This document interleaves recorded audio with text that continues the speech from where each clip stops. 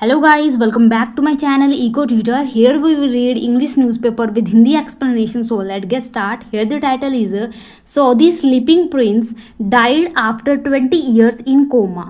तो सऊदी अरब के sleeping Prince, उनको ये नाम से जाना जाता था, कि 20 साल कोमा में रहने के बाद मौत हो गई। इसके बारे में न्यूज़ है गाइस। चलो अभी इसे अच्छे से समझते हैं। जो भी इसमें डिफिकल्ट वर्ड आएंगे उसका मीनिंग देखेंगे और लास्ट में जो हम एक्स्ट्रा वर्ड करते हैं उसको भी कंटिन्यू करेंगे।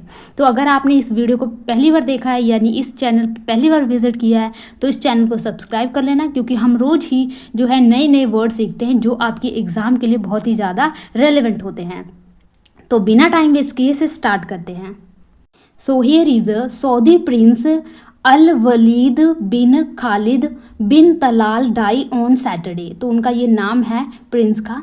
उनका क्या हो गया, निधन हो गया सैटरडे को, 2 decades after falling into a coma following a serious car accident in London in 2005।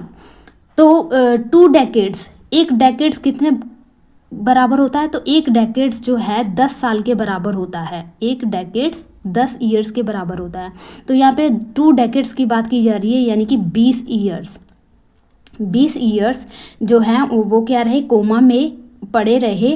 क्यों? क्योंकि उनका जो है एक्सीडेंट हो गया था एक बहुत ही भयानक, कहाँ पे? लंदन में इन 2005 में। ही वॉज 36, वो कितने के थे? 36 के थे। ओवर द ईयर्स, तो सालों से, prince Al Waleed came to be known as the sleeping prince. तो ये जाने जाते थे कैसे? एक स्लीपिंग प्रिंस के नाम से। नेक्स्ट देखते हैं। Next is born in April 1919, Prince Al Waleed was the eldest son of Prince Khalid bin Talal Al Saud, a prominent Saudi royal and nephew of billionaire Prince Al Waleed bin Talal. तो इनका जन्म जो है अप्रैल 1919 में हुआ, और ये क्या थे? प्रिंस अल वलीद बड़े बेटे थे किसके? Prince Khalid bin Talal Al Saud के। और ये प्रोमिनेंट का मतलब होता है जो प्रमुख होते हैं, फेमस होते हैं, सऊदी रॉयल थे। और ये नेफ्यू थे, भतीजे थे किसके? बिलियनियर, एक जो अरबपति हैं, अल वलीद बिन तलाल के ये भतीजे। एट द एज ऑफ 15, तो 15 साल की उम्र में, while studying at military college in UK, यानी कि वो जो क्या कर रहे थे? स्टडी कर रहे थे मिलिट्री कॉलेज में। The young royal suffered a tragic road accident that left him with severe brain injuries. और इनका क्या, जो ये जो नौजवान रॉयल्स हैं, वो क्या हुआ? उनका रोड एक्सीडेंट हो गया, और जिसकी वजह से इनका जो दिमाग है वो बुरी तरह से घायल हो गया। इसमें इंटरनल ब्लीडिंग, और जो है अंदरूनी जो ब्लीडिंग है वो भी हुई। डिस्पाइट अर्जेंट मेडिकल इंटरवेंशन, तो डिस्पाइट का मतलब होता है के बावजूद। तो अर्जेंट मेडिकल जो है हस्तक्षेप, इंटरवेंशन का मतलब होता है आप किसी चीज़ में क्या कर रहे हैं? अपनी टांग अड़ा रहे हैं, उस सेंस में यूज़ किया जाता है। तो यानी कि उनको तुरंत जो है अर्जेंट मेडिकल इंटरवेंशन भी दी गई। And the involvement of specialised physicians from the United States and Spain, he never regained full consciousness. और जो है इसमें कई जो स्पेशलिस्ट फिजिशियंस थे वो भी इसमें शामिल थे। वो कहाँ से थे? यूनाइटेड यानी यूएस से जो, और स्पेन से जो डॉक्टर, जो स्पेशलिस्ट हैं, वो भी इस केस को उन्होंने स्टडी किया, यानी इसमें शामिल थे। लेकिन फिर भी वो क्या नहीं कर पाए? अपने कॉन्शियसनेस को वो दोबारा से प्राप्त नहीं कर पाए। फॉलोइंग द एक्सीडेंट, तो इस एक्सीडेंट के बाद, he was moved king Abdul Aziz Medical City in Riyadh. तो उस एक्सीडेंट के बाद उनको कहाँ शिफ्ट कर दिया गया? King Abdul Aziz Medical City in Riyadh में, where he remained on life support under continuous medical care for nearly 2 decades। तो जहाँ पे जो है ये क्या रहे? लाइफ सपोर्ट इनको मिलता रहे, यानी अंडर कंटिन्यूशन, यानी कि ये लगातार मेडिकल केयर इनको मिलती रही लगभग 20 सालों तक। His father prince Khalid bin Talal, तो उनके जो पिताजी हैं, had publicly opposed all suggestions to withdraw life support. तो उनके जो पिता हैं उन्होंने सार्वजनिक रूप से अपोज किया, मीन्स इसका विरोध किया। ऑल सुजेशन, जो जितने भी सुजेशन दिए जा रहे थे, टू विड्रॉ करने के लिए, विड्रॉ का मतलब होता है उसको निकालने के लिए, लाइफ सपोर्ट को हटाने के लिए, holding on to the hope of divine healing. तो डिवाइन का मतलब होता है जो क्या हो, देवीय हो, और हीलिंग का मतलब होता है उपचार, जो आप हील करते हो अच्छे से, सुधार जो होता है। तो उन्होंने देवीय उपचारों की आशाओं को कायम रखते हुए जो भी सजेशन उनको दिए जा रहे थे उसका पब्लिकली अपोज्ड किया।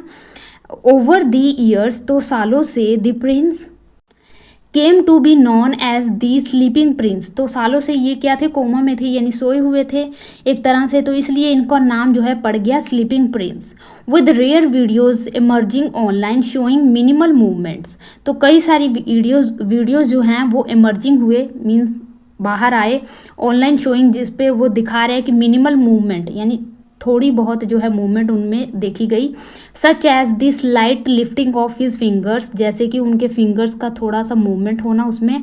Offering fleeting hope to his family. तो फ्लीटिंग का मतलब होता है क्षण भर के लिए, एक थोड़े समय के लिए, तो इसके लिए एक बहुत अच्छा वर्ड हो जाएगा ब्रीफ या शॉर्ट लिव्ड। तो ये क्या था, एक क्षण भर के लिए उनकी फैमिली के लिए एक आशा की किरण थी, एंड सपोर्टर्स, और उनकी जो समर्थक थे उनके लिए भी। कन्फर्मिंग हिज डेथ, तो उनके डेथ को कन्फर्म करते हुए, Prince Khalid said in a statement, तो उनके जो प्रिंस खालिद हैं उन्होंने अपने स्टेटमेंट में कहा, with hearts full of faith in Allah's decree. तो विद हार्ट्स फुल मीन्स दिल से पूरा, फेथ विश्वास, और अल्लाह की डिक्री का मतलब होता है जो भी फैसला है, डिक्री मीन्स जो भी उन्होंने फैसला लिया है, आदेश है जो भी अल्लाह का, उनको उन्होंने क्या किया, दिल से एक्सेप्ट किया। And destiny, and with profound sadness and sorrow, और डेस्टिनी जो भी किस्मत है, नियति है, और अल्लाह का जो भी आदेश है उस पर विश्वास रखते हुए उन्होंने इसको स्वीकार किया, और कहा कि विद प्रोफाउंड सैडनेस, प्रोफाउंड का मतलब होता है गहरा, अत्यंत, यानी डीप कह सकते हैं, तो डीप सैडनेस और sorrow. We mourn our beloved, mourn का मतलब होता है सैड, दुखी, और या फिर रोना कह सकते हैं, या शोक कह सकते हैं, शोक। तो उन्होंने अपने बिलव्ड को क्या किया, अलविदा कहा। Son Prince Al Waleed bin Khalid bin Talal bin Abdul Aziz Al Saud, may Allah have mercy on him, अल्लाह क्या करे, उन पे दया करे।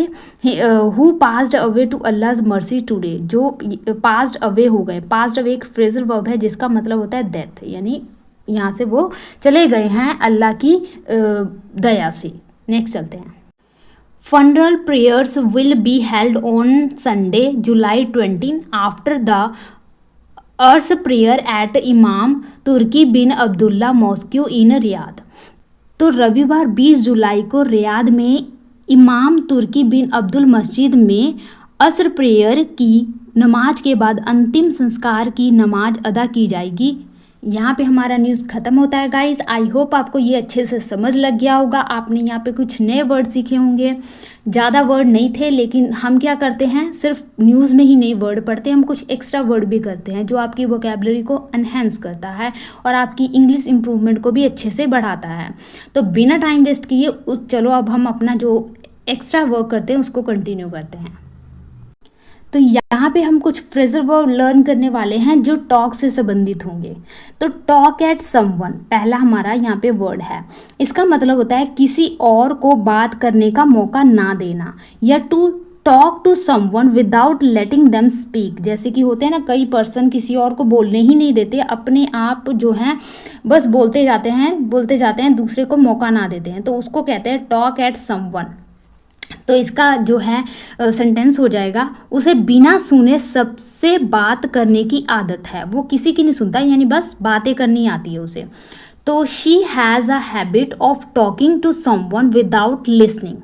तो शी हैज़, उसके पास क्या है, हैबिट है, किस तरह की, टॉकिंग टू एवरीवन, हर किसी से बात करने की, विदाउट लिसनिंग, किसी की सुने बिना।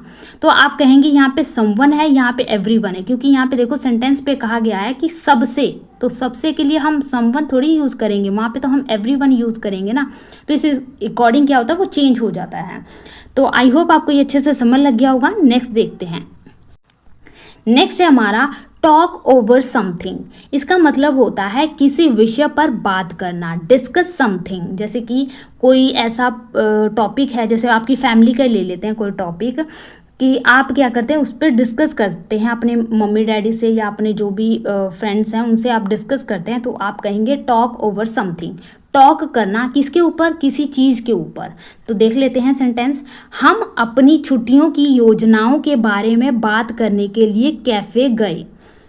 We went to cafe to talk over our holiday plans।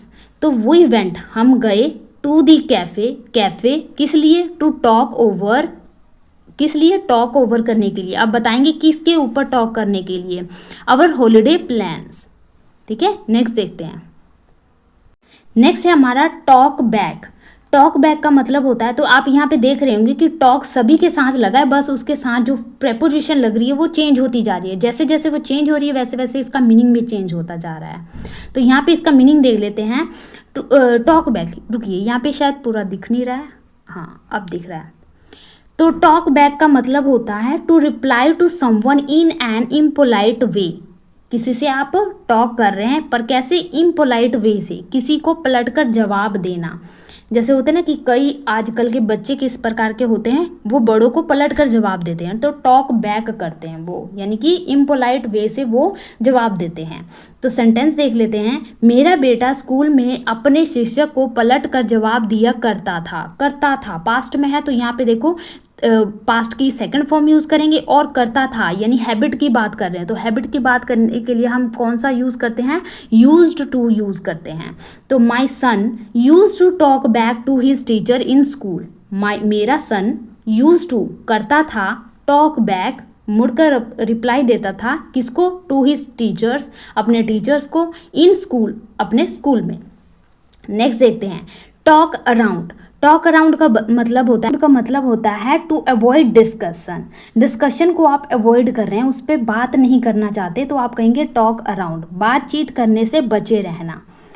Sentence है, हर बात पर बात करने से कोई हल नहीं निकल सकता।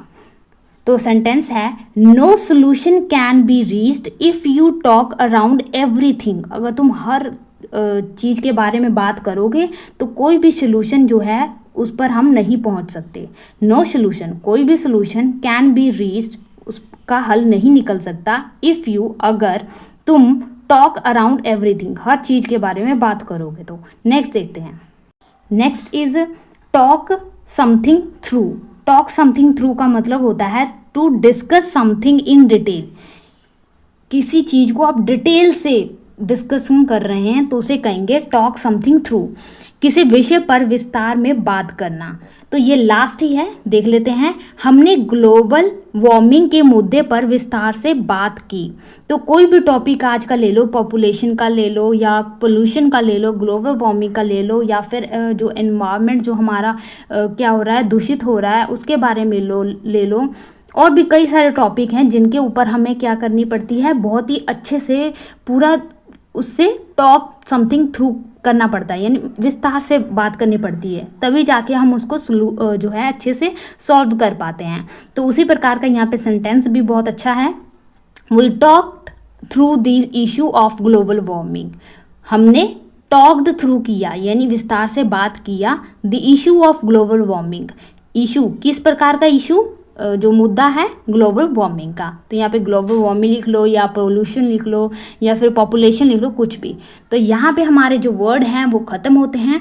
यहाँ पे हमने देखा कि टॉक के साथ जितने भी प्रेपोजिशन अलग अलग लगते हैं उनके साथ जो हमें मेन है वही किए हैं। ये नहीं कि बस इतने ही हैं टॉक के साथ, नहीं बहुत हैं, लेकिन हमने यहाँ पे क्या किया, मेन किए जो बहुत ही अच्छे थे और जो आपको आने ही चाहिए, और बहुत ही अच्छे से डिस्कस किया ताजो आपको ये अच्छे से याद हो जाए। सेंटेंस इसलिए आपको ये दिए ताजो आप इसको अच्छे से अपने सेंटेंस में किस प्रकार इसको यूज़ कर सकते हैं, आप अच्छे से समझ सकें। तो आज हम इतना ही रखते हैं गाइस, मिलते हैं नेक्स्ट वीडियो में। Thank you for watching.